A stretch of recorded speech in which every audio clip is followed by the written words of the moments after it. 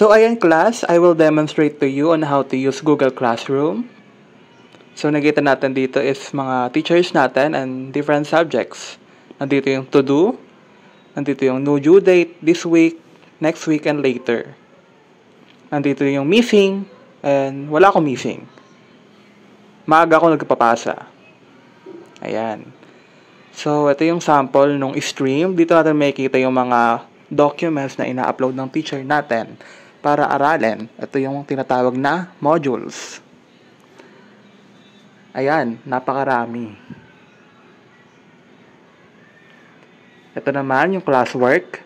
Itong classwork is related sa to-do or assigned tasks. Ito yung mga progress natin. Ito naman yung people, teachers, may kita mo, pati mga classmate mo na naka-enroll dun sa code na yan. So, try natin mag-add. Then, meron pa yung Google Drive, link, file, docs, slide, sheets, anything na file. And then, i-upload natin yan sa Google Drive. And then, i-mark as done lang natin. Then, okay na submit.